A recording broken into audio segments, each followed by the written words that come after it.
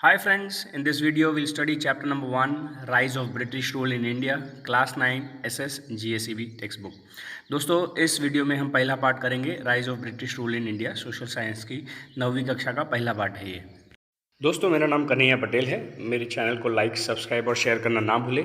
इस पार्ट को मैं पूरे हिस्ट्री की तरह एक स्टोरी की तरह आपको समझाऊंगा। पार्ट के अंत पर आपको बहुत ही अच्छा अंडरस्टैंडिंग होगा इस चैप्टर के बारे में। आपके सारे डाउट्स क्लियर हो जाएंगे और ये पार्ट बहुत ही अच्छी तरह से आपके दिमाग में फिट हो जाएगा। पार्ट का नाम सुनकर आपको थोड़ा सा अंदाज़ा आ गया होगा कि ये ब्रिटिशर्स के बारे में है, कैसे वो इंडिया में आए, किस बहाने से आए, कैसे कैसे उन्होंने अपने पैर फैलाए। Looking at the chapters name you might have got an idea what is the chapter about, how Britishers entered India and with the excuse of trade how they spread their British rule in the whole country। दोस्तों इस video को like share और subscribe करना ना भूलें please.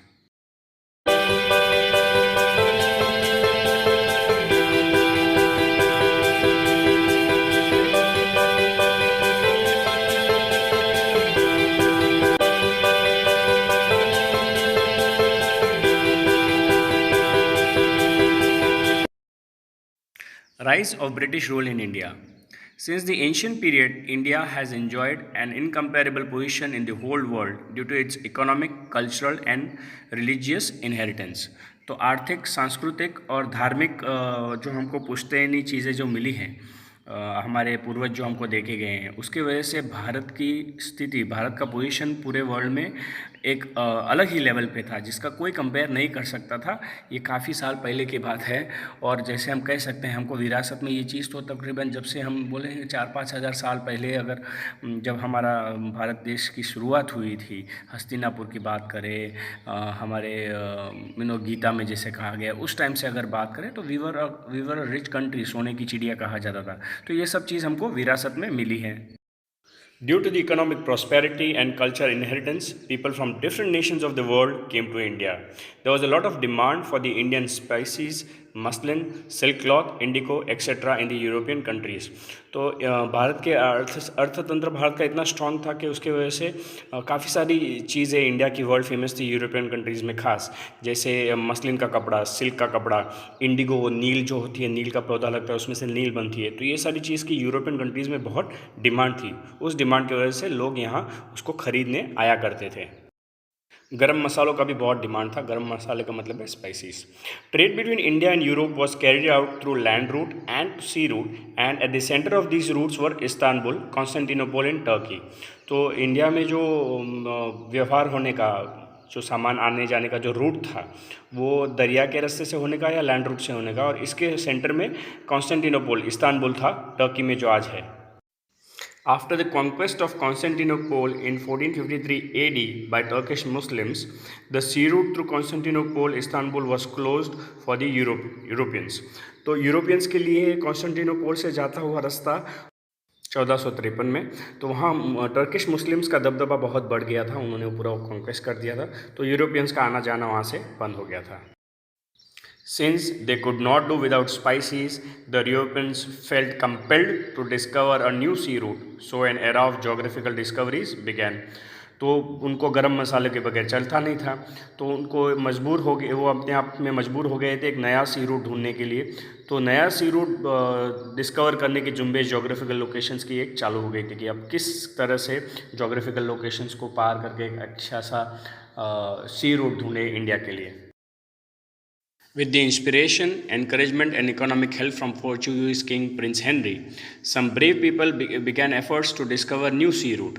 Many great men tried to discover sea route to India, namely Bartolino Diaz, who discovered the Cape of Good Hope। तो आर्थिक रीत से और मेंटली और इनकरेजमेंट मिलने के बाद, प्रिंस हेनरी से इनकरेज मिलने के बाद काफ़ी लोगों ने नया सी रूट ढूंढने का चालू किया। बार्थोलोम्यू डियाज उसी में से एक ब्रेव और साहसी व्यक्ति थे जिन्होंने केप ऑफ गुड होप का भी डिस्कवर किया था। वो अफ्रीकन कंट्री में नीचे के कॉर्नर पे है, वहाँ उस रूट को भी उन्होंने डिस्कवर करने में काफ़ी हेल्प की थी। With the economic assistance from the King of Spain, Christopher Columbus began his adventure of discovering a new sea route in 1492, which again came to a stop at an island, presently known as West situated in the Atlantic Ocean. Columbus, who had believed throughout his life that he had discovered a new sea route to India had actually discovered a new island. Spain के राजा जिनका नाम हमने सुना है Christopher Columbus की मदद से एक नया सी रूट ढूंढने का समय चालू हुआ 1492 में। जब वो एक आइलैंड पे पहुंचे तो उनको लगा इंडिया आ गया है, लेकिन एक्चुअली वो वेस्ट इंडीज़ आइलैंड्स में पहुंच गए थे अटलांटिक ओशन में। तो उनको अपने आप पे विश्वास था कि वो एक अच्छा सा सी रूट इंडिया के लिए ढूंढ पाएंगे, लेकिन वो तभी नहीं हुआ था। Since this classification was made by Amerigo Vespucci, this new land began to be known as America. तो ये जो क्लासिफिकेशन किया गया वो अमेरिकी वेस्पुकी के द्वारा किया गया, तो इस नए लैंड का नाम अमेरिका उनके नाम पर आधारित रखा गया। The Portuguese sailor Vasco da Gama discovered the sea route to India in 1498 AD. When he reached Calicut in the western coast of India, with the help of Indian sailors, he was welcomed by the king Zumarin and was allowed to carry out business here. तो Portuguese seller जो था, एक नावी था जिसका नाम Vasco D gamma है, हमने उसका नाम पहले भी सुना रहेगा। तो 1498 में उसने इंडिया के लिए सी रूट की खोज कर दी थी। पश्चिमी भारत में कैलिकट में जब उनकी एंट्री हुई तो उनका स्वागत वहाँ के राजा किंग जोमरियन ने की और उन्होंने उनको वहाँ बिजनेस करना भी अलाउड किया था। Thus, this is considered as an important event in the world as this opened the doors for other Europeans to come to India. तो इस क्षण का, इस ऐतिहासिक क्षण का पूरे विश्व में बहुत ही प्रसिद्ध नाम हुआ, क्योंकि इसके बाद ही यूरोपियंस को भारत आने का नया रास्ता मिला काफ़ी सालों बाद। Arrival of Europeans to India, arrival of British and establishment of trade centers। तो इस भाग में हम यूरोपियंस का आगमन भारत में पढ़ेंगे और ब्रिटिशर्स ने ट्रेड सेंटर्स कैसे यहाँ पे स्थापित की उसके बारे में देखेंगे। The Portuguese were the first to arrive in India for trade after the discovery of the sea route to India. Within a span of 100 years, the Portuguese took control of several territories like Diu, Daman, Goa, Cochin, Malacca etcetera.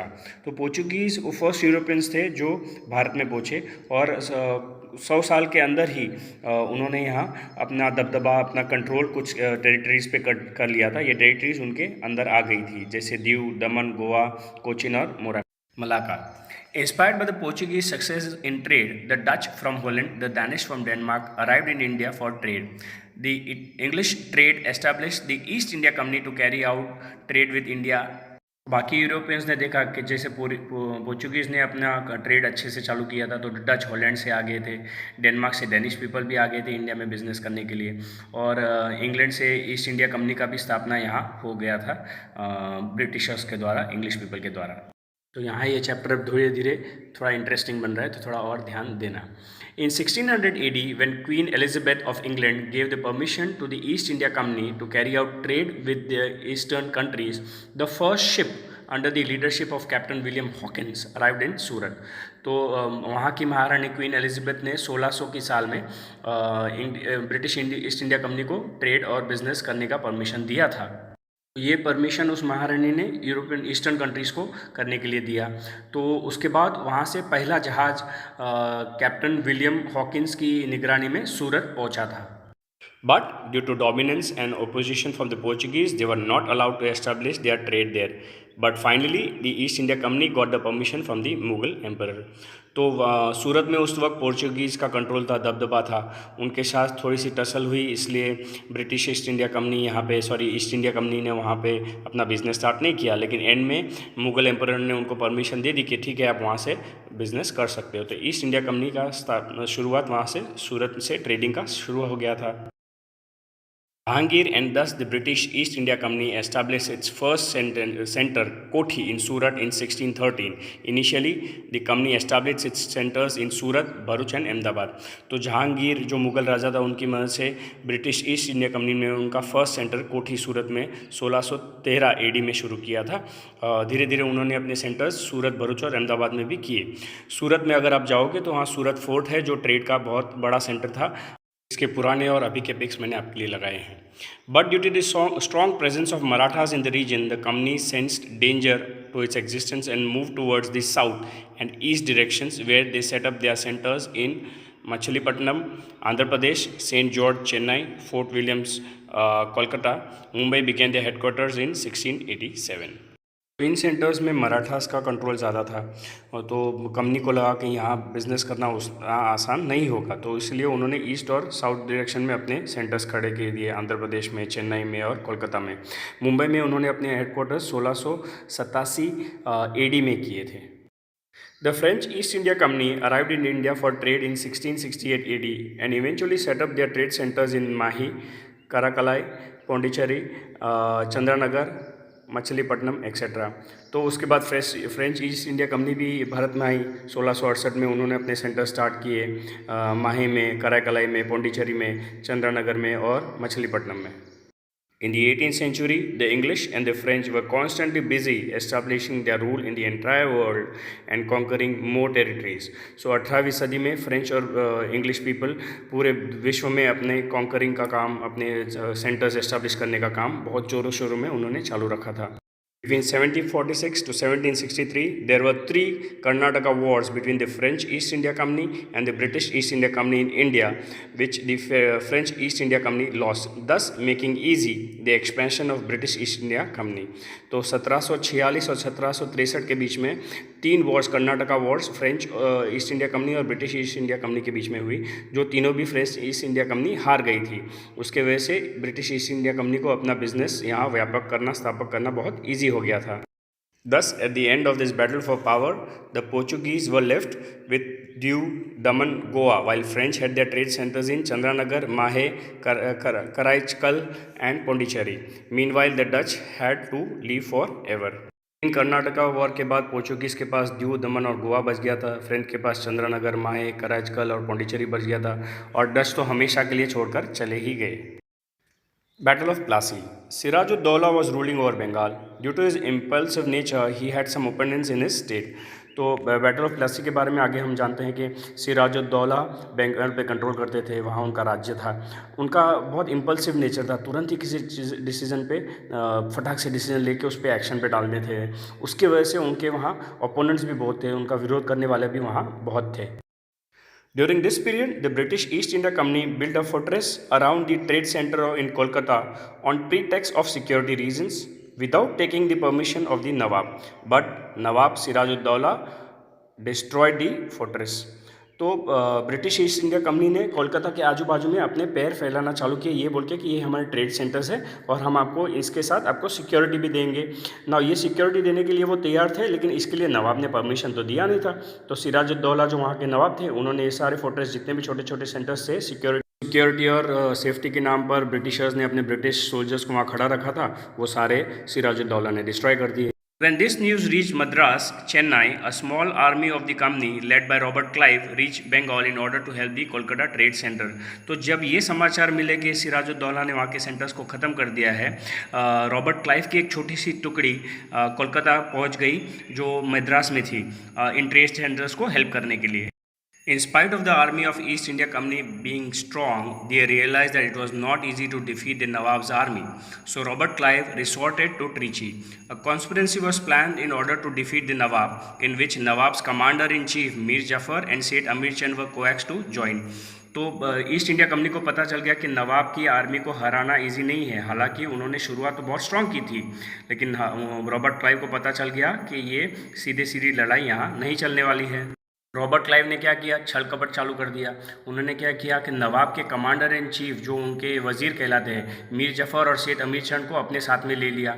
वो अपने हमारी भाषा में बोलते हैं ना, को उनको ब्रिटिशर्स ने ख़रीद लिया था और वो लड़ रहे थे नवाब की ओर से, लेकिन इनके वफ़ादार बन गए थे, वो ब्रिटिशर्स के वफ़ादार बन गए थे, मीर जाफ़र और सेठ अमीर चंद। On the pretext that the Nawab is unnecessarily harassing the people, a war was declared on the ground near the village named Plassey. तो प्लासी के बाद बाजू में एक छोटा सा गांव के बाजू में फील्ड पर वॉर डिक्लेयर हो गया। क्या बोल के कि नवाब वहाँ के लोगों को बेना मतलब परेशान कर रहा है, हैरान कर रहा है, ऐसे लोगों के मन में भड़काया गया था और ब्रिटिशर्स को भी ये कारण मिल गया था वॉर करने के लिए, वहाँ से जंग लड़ने के लिए। According to the plan, Mir Jafar lost the battle, Siraj-ud-Dawla was defeated. Due to Robert Clive's treachery, the Battle of Plassey ended in just half a day. The company, as a result, got a freehold over 24 Parganas. Mir Jafar was named the Nawab of Bengal. तो plan के हिसाब से मीर जाफ़र जंग हार गया, सिराजुद्दौला हार गए। तो रॉबर्ट क्लाइव के छल कपट के वजह से बैटल ऑफ प्लासी ख़त्म हो गया था आधे ही दिन में। तो इसी के आधार पर क्या हुआ, कंपनी को एक फ्री में 24 परांगन वहाँ मिल गए और वहाँ मीर जाफ़र को फिर वहाँ बंगाल का नवाब भी बना दिया था। Thus, the foundation of the company's rule in India was laid with the Battle of Plassey in 1757. So, Battle of Plassey जो हुई 1757 में, उसके बाद ही ब्रिटिश ईस्ट इंडिया रूल की स्थापना भारत में हुई। बैटल ऑफ प्लासी के हारने के बाद कंपनी का रूल यहाँ शुरुआत हो गया। बैटल ऑफ प्लासी 23 जून 1757 से में हुई थी। 38 किलोमीटर मुर्शिदाबाद में वेस्ट बंगाल में सिचुएटेड है ये जगह, जिसका नाम प्लासी है। Battle of Buxar. The Britishers made Mir Jafar the Nawab of Bengal and under different pretexts tried to extract plenty of wealth from him. तो बैटल ऑफ बक्सर की शुरुआत यहाँ से इस पैराग्राफ से होती है। ब्रिटिशर्स ने मीर जाफ़र को नवाब बना दिया था बंगाल का और दूसरे अलग अलग कारणों की वजह से उससे बहुत सारा पैसे उसे ऐंठने के। Due to greed to gain more powers, the East India Company managed to dethrone Jafar and made Mir Qasim the new Nawab of Bengal. तो ज़्यादा लालच की उत्साह में ईस्ट इंडिया कंपनी ने क्या किया, मीर जाफ़र को वहाँ से नवाब के पद से निकाल दिया और मीर कासिम को उसकी जगह पे रख दिया। Mir Qasim proved to be more ambitious than Mir Jafar and thus became a threat to the company. तो मीर कासिम की आशाएं बहुत ऊंची थी, बहुत ही एम्बिशियस व्यक्ति था, तो वो लेकिन खतरा बन गया ब्रिटिश कंपनी के लिए। Mir Qasim was removed and Mir Jafar was again made the Nawab. Mir Qasim took refuge with the Nawab of Awadh. तो यहाँ ब्रिटिश कंपनी को डर लग रहा था, तो उन्होंने क्या किया, मीर कासिम को नवाब के पद से निकाल दिया, मीर जाफ़र को वापस रख दिया। अब इसी वक्त मीर कासिम ने क्या किया, अवध के नवाब के अंदर उसने शरणागति स्वीकारी।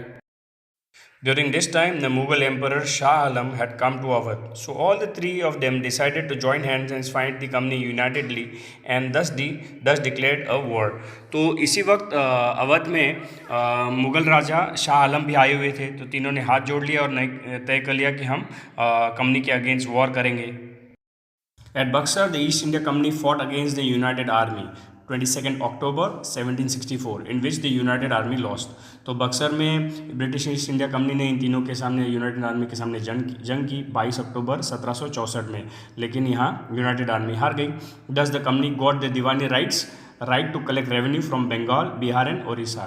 तो यहाँ से ब्रिटिशर्स को दीवानी राइट्स मिले। दीवानी राइट्स मतलब वो टैक्स कलेक्ट कर सकते थे, कहाँ से, बंगाल से, बिहार से और उड़ीसा के, क्योंकि तीनों के नवाब अभी यहाँ बैटल ऑफ बक्सर में हार चुके थे।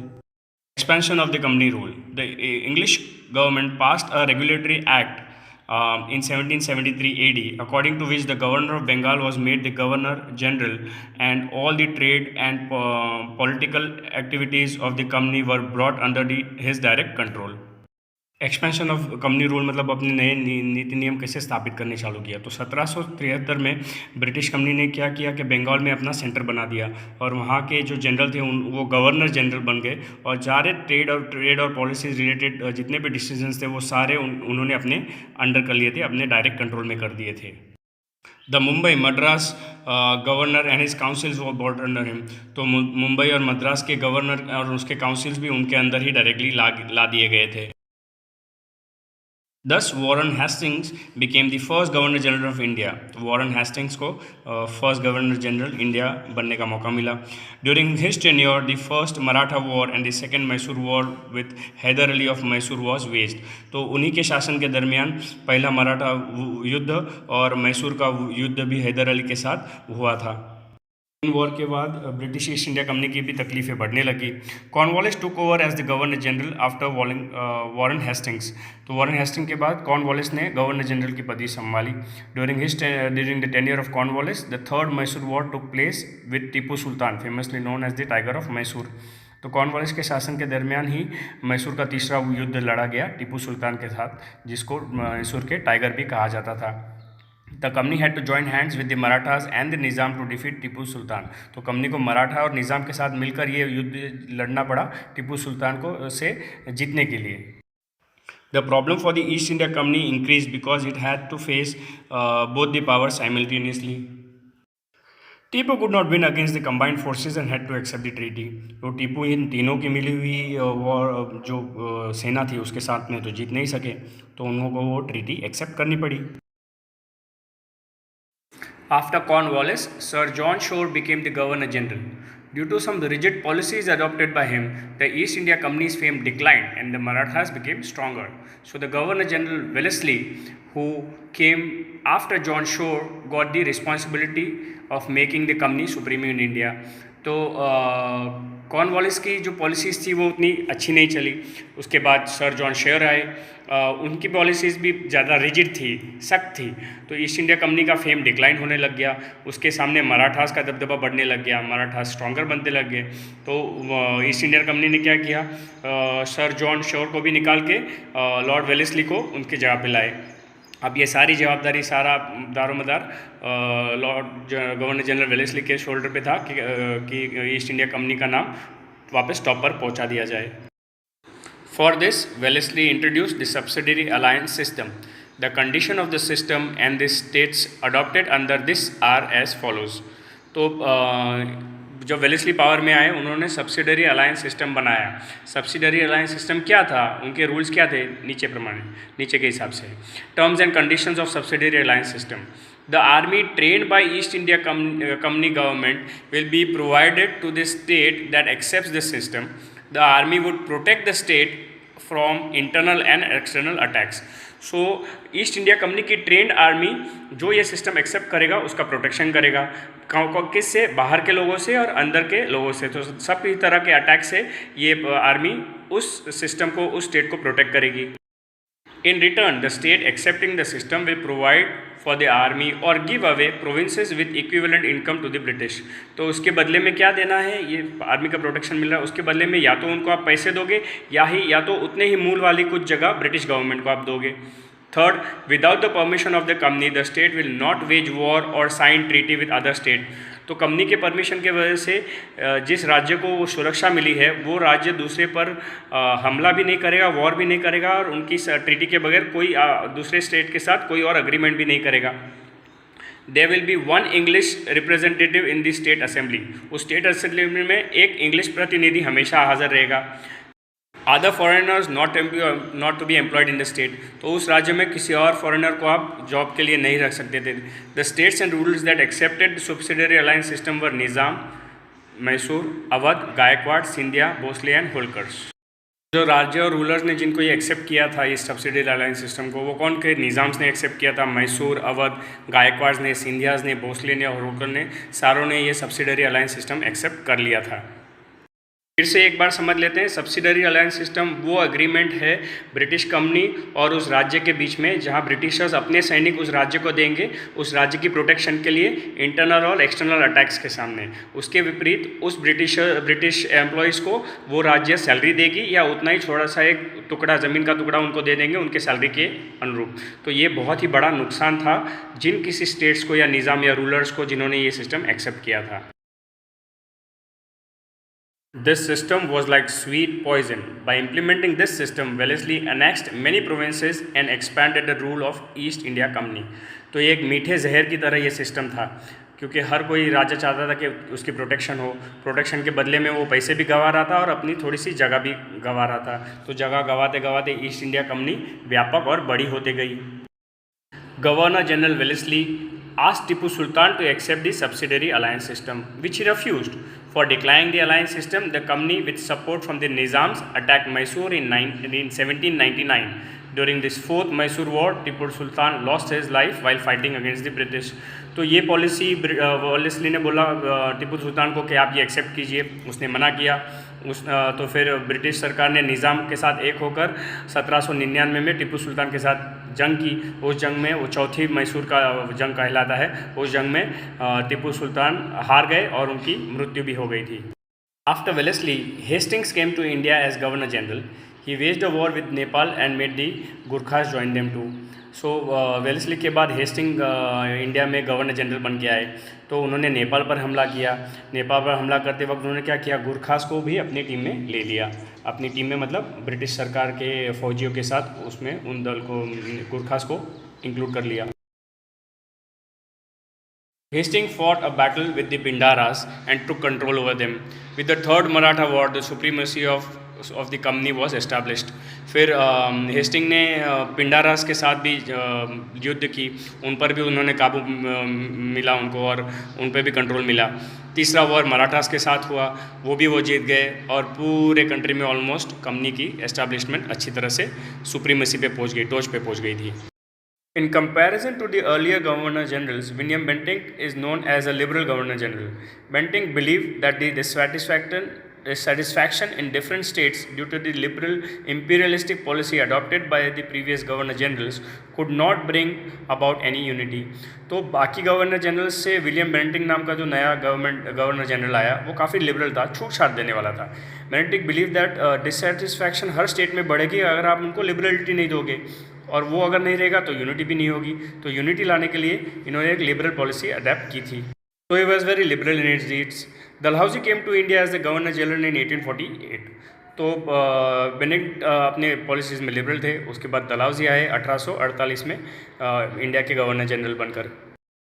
He was a fierce imperialistic. Dalhousie adopted the policy of annexation for the expansion of the company and British imperialism in India. तो गवर्नर जनरल डलहौजी बहुत ही साम्राज्यवादी थे। उनके पॉलिसी ऑफ एनेक्सेशन ने ब्रिटिश का एम्पायर को और व्यापक कर दिया था, उनकी इम्पेरियलिस्टिक पॉलिसीज़ को और इम्प्लीमेंट किया था इंडिया में। तो उनकी पॉलिसीज़ ऑफ एनेक्सेशन क्या थी? Annexation of war, annexation due to king dying without heir, annexation of pretext of mismanagement, annexation on pretext of डेप्थ collection and annexation to the end of namesake rule. तो Dalhousie की imperialistic policy क्या बोल रही है? Annexation by war. तो पंजाब और पेगू पे उन्होंने हमला करके उनको एनेक्स कर लिया, अपने साथ में ले लिया। डाइंग विदाउट हायर, मतलब अगर आपके पीछे आपका कोई बच्चा लड़का आपको पदवी पर बैठने वाला नहीं है तो आपका प्रोविंस डायरेक्टली ब्रिटिश सरकार को मिल जाएगा।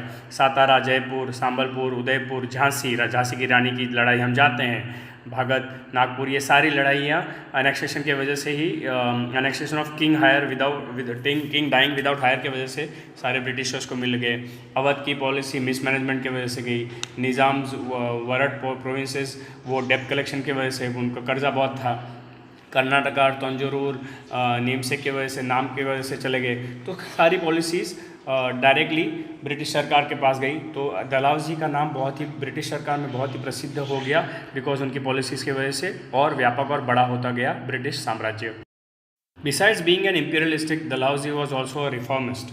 The first railway line in India between Mumbai and Thane, 1853 AD, wireless system between India and England, establishment of public works department, English education, etc. were all introduced during his tenure. तो इन्हीं के शासन के दरमियान डलहौजी ने सिर्फ imperialism implement नहीं किया लेकिन रिफॉर्म्स भी लाए। तो मुंबई से थाने के बीच में railway system, wireless system India और भारत के बीच में बात करने के लिए पब्लिक वर्क्स डिपार्टमेंट का एस्टेब्लिशमेंट किया, इंग्लिश एजुकेशन भी भारत के लिए लाए। हालांकि ये सारी चीज़ें भारत में इसलिए की गई थी ताकि इससे ब्रिटिश साम्राज्य को, इंग्लैंड को और ब्रिटिश को फ़ायदा हो, और इससे कम फ़ायदे इंडिया को हुए हैं।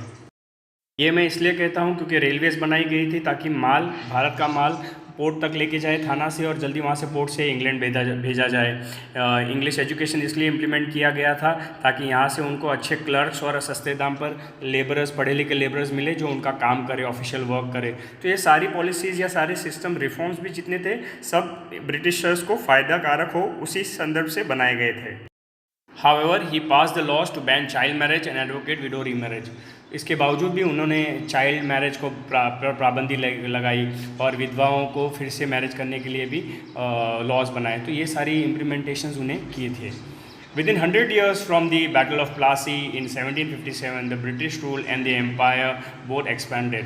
So 100 साल, बैटल ऑफ प्लासी के 100 साल के बाद ब्रिटिश रूल और उसका साम्राज्य पूरी तरह से व्यापक और एक्सपैंड हो चुका था भारत में। But in this process, they had to face the dissatisfaction from the Indian states, and with this manifested in the form of first struggle for independence in 1857. तो यहाँ तक 100 साल पहुँचते उनको बहुत ही तकलीफ सहनी पड़ी थी, डिससेटिस्फैक्शन भी आया था इंडियन स्टेट से, और इसी डिससेटिस्फैक्शन को लेकर 1857 की आज़ादी की पहली लड़ाई भी हुई। सो 1857 की पहली लड़ाई हम जानते हैं, जो मंगल पांडे ने जुम्बेश किया था, वो जो गन की गोली को मुंह में रखकर जहाँ गोली चलानी पड़ती थी, उस गन में सूअर की चर्बी मिक्स की थी, जो हिंदुओं के विरुद्ध था, ब्राह्मणों के विरुद्ध था। तो यहाँ से पहला इंडिपेंडेंस लड़ाई चालू हो गई थी 1857 में। Economic impact of the company. When we evaluated the 100 years of the company rule in India, we realized that India, which had an enviable position in the world in the previous century, became merely a country that produced raw material for England and a prospective market for goods produced in factory. तो अगर 100 साल का हम हिसाब किताब देखते हैं कि भारत कहाँ था, तो जिस पोजीशन पे भारत टॉच पे था, जहाँ लोग को उनसे जेलसी होने की, उस पोजीशन, ईर्ष्या होने की, उस पोजीशन से भारत आज एक रॉ मटेरियल से माल सामान बनाने वाला देश बन गया था। ये माल सामान सिर्फ इंग्लैंड के लिए था और उनके लिए प्रोड्यूस गुड्स के बनाने के लिए फैक्ट्रीज बनी थी भारत में। तो ये दो ही चीज़ में वो तब्दील हो गया था। Bengal exported cotton cloth, raw silk, sugar, jute, muslin 1708 to 1756, but after the dual power policy the glitter of the economic perspective of Bengal faded. तो बंगाल भी उस वक्त कॉटन का कपड़ा, रॉ सिल्क, मखमल का कपड़ा, शुगर, जूट, मसलिन, ये सारी चीज़ें एक्सपोर्ट करने का, लेकिन डुअल पावर पॉलिसी के बाद उसका भी दबदबा एकदम धीरे धीरे फेड हो गया, मतलब धीरे धीरे धुंधला पड़ते गया। द डुअल पावर्स पॉलिसी मतलब द्विमुखी शासन was introduce for the first time in Bengal, whereby the power of the collecting revenue was with the British while the responsibility of people's welfare was with the nawab. तो dual power policy क्या थी कि tax जितना भी आएगा वो Britishers को मिलेगा, और जितना भी शासन करना है, वेलफेयर करना है, देशों का ख्याल व्याल रखना है, वो नवाब करेंगे। मतलब खर्चा नवाब कर रहे थे और टैक्स ब्रिटिशर को जा रहा था। दस the British got the power without any responsibility and the Nawab had the responsibility without any power. तो सारी जवाबदारी नवाब के पास थी जब उसके पास पावर नहीं था, और सारे पैसे रेवेन्यू ब्रिटिशर्स के पास थे और कोई जवाबदारी नहीं थी। So this was known as the subsidiary alliance system which ruined Bengal economically. So ये subsidiary alliance system था जिसने बंगाल को पूरी तरह से ख़त्म कर दिया है। The unfair revenue collection policy by the company made the Indian peasants a debtor. The British government imposed unfair taxes on the Indian cloth industries. तो नाजायज़ टैक्स सिस्टम, एकदम गलत टैक्स सिस्टम ब्रिटिश गवर्नमेंट ने implement कर दिए थे peasants पे, यहाँ के मैन्युफैक्चरर्स पे। सो जो मैन्युफैक्चरर्स कपड़ा बना रहे थे उन पर भी बहुत सारे टैक्सेस लगते गए। They adopted various deceitful practices to ruin the prosperous Indian industry because of which it completely collapse. तो इंडियन इंडस्ट्री पूरी कोलैप्स हो गई। क्यों? इनके प्रैक्टिसेस और सिस्टम्स, रूल्स, रेगुलेशंस इतने ख़राब थे, इतने घटिया क्वालिटी के थे कि यहाँ के इंडस्ट्रीज वाले उसको सहन ही नहीं कर पाए। The Indian artisans became poor and unemployed. The company traders forced the weavers of Bengal to sign contracts for providing defined quality of cloth in a shorter period. तो उसके बाद कंपनी ने क्या किया, बंगाल के जो ट्रेडर्स थे, वीवर्स थे, जो कलाकार थे, जो अच्छा कपड़ा बनाने के, उनके साथ कॉन्ट्रैक्ट बनाए जो वहाँ उनको अच्छी क्वालिटी का कपड़ा शॉर्ट पीरियड में बना के देना पड़ता था। If the weavers refuse they would be punished by being lashed और जेल। तो अगर उन्होंने मना किया तो उनको बहुत फटकार पड़ने की, चाबुक मारने की, या उनको जेल में बंद कर देने के। Before the arrival of the company, the Indian villages were self-reliant and prosperous, but under the company rule, they became dependent and poor. तो ब्रिटिश कंपनी आई, उसके पहले इंडिया के गांव भी खुद आत्मनिर्भर थे, समृद्ध थे, लेकिन कंपनी आने के बाद वो बेचारे एकदम गरीब हो गए और दूसरे पर निर्भर होने लग गए।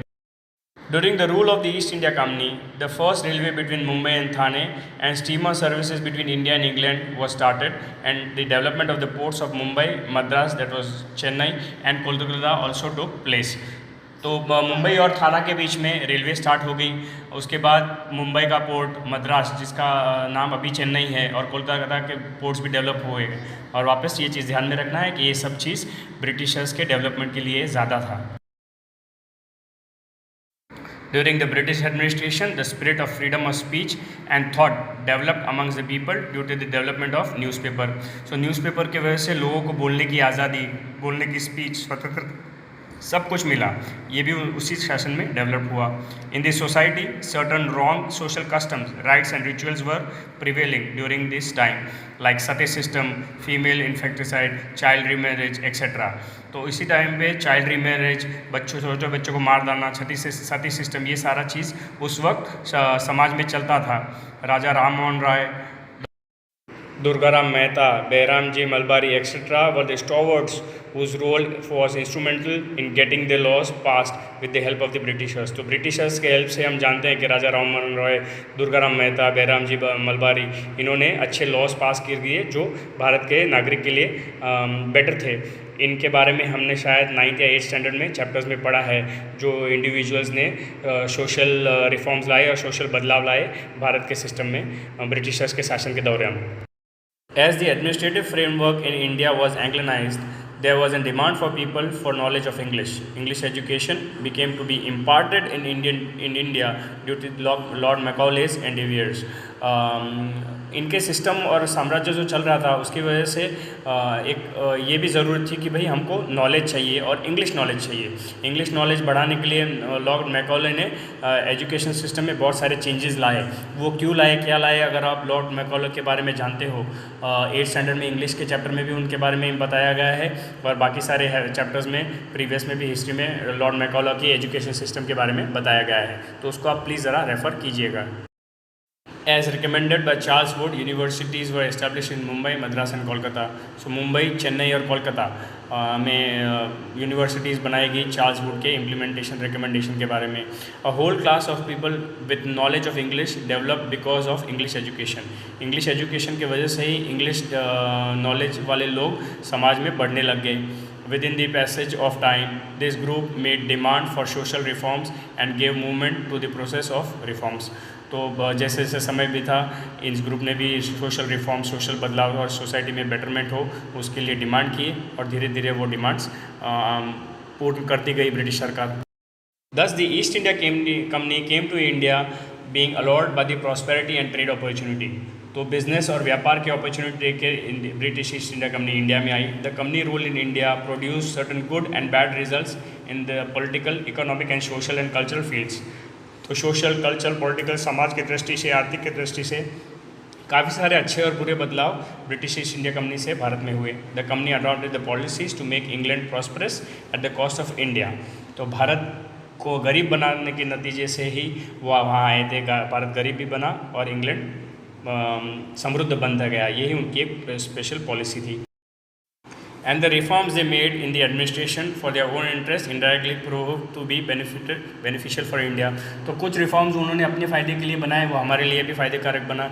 जैसे मुंबई थाने की रेलवे लाइन, वो हमारे पास आज भी दौड़ती है। फिर रेलवेज़ आगे डेवलप हुए, पोर्ट्स इंडिया ने डेवलप हुए। तो ये कंक्लूजन था इस चैप्टर का। दोस्तों, इस चैप्टर को फिर से रिव्यू कर लीजिएगा अगर आपको इसको वापस पढ़ना हो तो। Do subscribe my channel Gyan Gunu Vani and share this video. Thank you, bye.